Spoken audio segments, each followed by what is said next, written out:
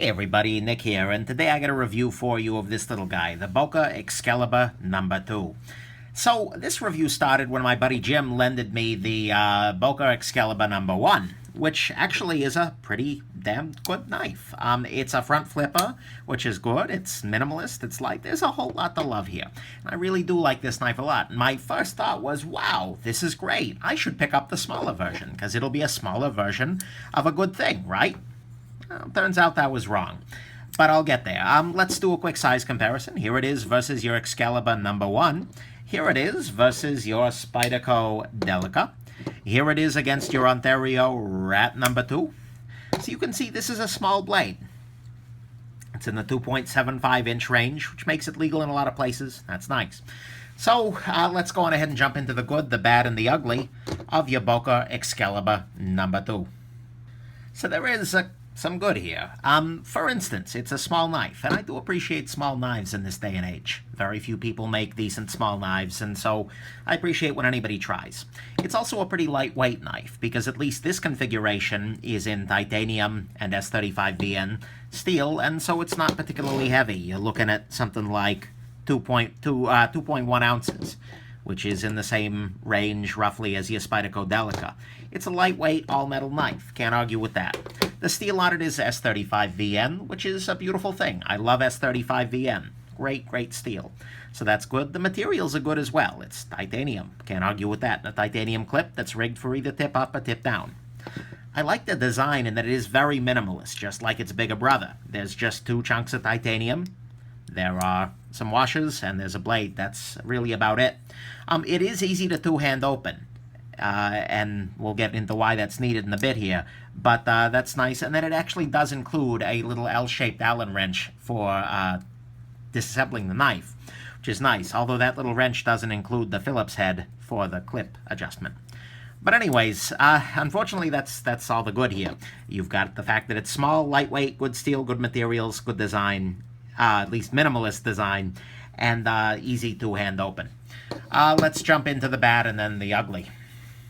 First, on the bad side, for some people this will matter. This is a right side only carry knife. It is not drilled for left side carry. It's okay for me, but yeah. The clip screws are Phillips heads, and they're very small Phillips heads, so you're going to require a small Phillips driver along these lines in order to actually adjust the Phillips clip. And that's not included in their built-in takedown tool. And those do have a tendency to strip out maybe a little faster than Torx, so not a big fan there. The lock bar tension on this guy is fairly strong, in that it is sometimes a little hard to get out of the way, and part of that is because the clip is resting on the lock bar. Something to keep in mind. At least on this particular one, the centering is not particularly good, so that's something. It does have a very deep nail nick, and a nail nick is not something I like as an opening mechanism, but I like it even less because it collects a lot of crud. Basically, if you cut into an apple or something, you're going to have apple residue into there. If you cut into a bottle of oil, you're going to have oil residue over there. It's a great way to collect crap. And then if you then use the knife for food prep later on without a really thorough cleaning, guess what? You're eating motor oil. Not a good idea. And then finally, as a traditional sort of knife, which is really what this is, two-hand opener manual, it's pretty wide. This is not a thin knife in the pocket in the same way that a lot of your more traditional knives are. So there you go. That's the bad. Right side only, Phillips head clip screws. The lock bar ain't that great. The centering ain't that great. It's got a nail nick, which collects a lot of crud, and it's pretty damned wide for a knife being a two-hand open traditional sort of thing. Let's go into the ugly here, and oh boy.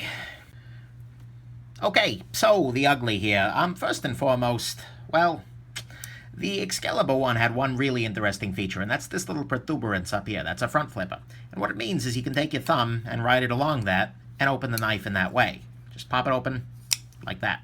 Cool. Very nice. Versatile, too, because you can pop it like this with your finger. You can also use it as a two-hand opening knife. Beautiful thing.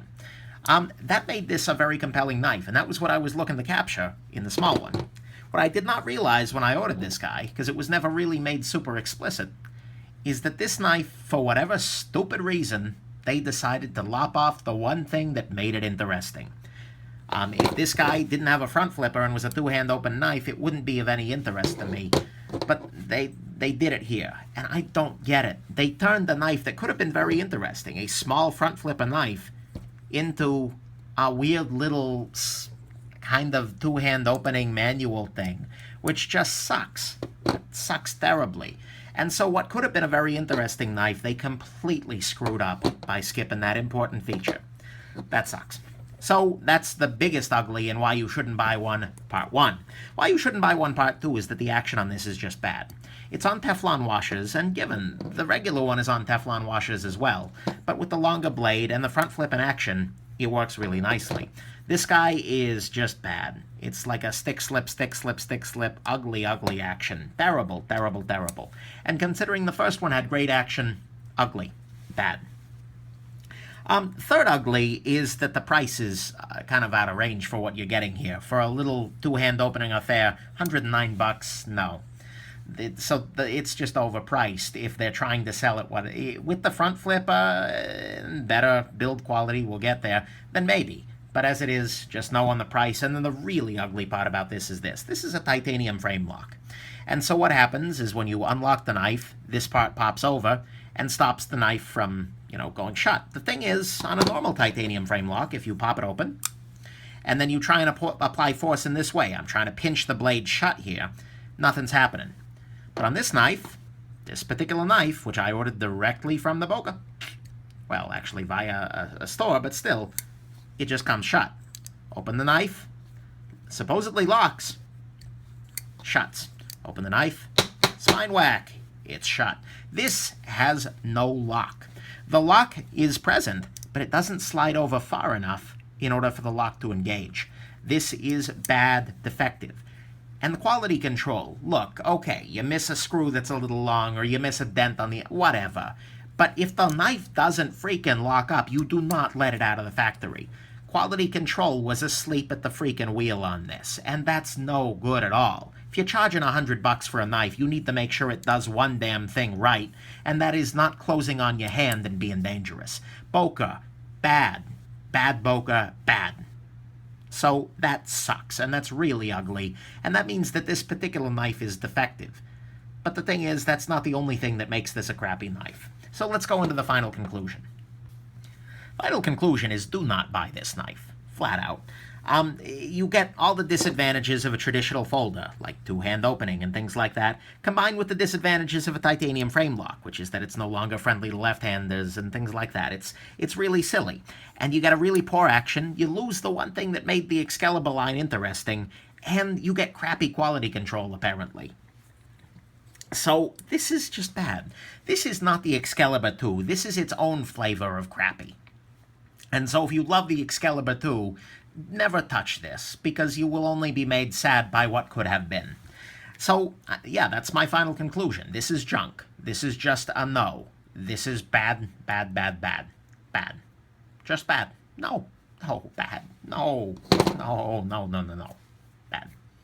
Hope this has been interesting to you. Do not make my same mistake. Luckily, I get to return this guy for free because it is very broken.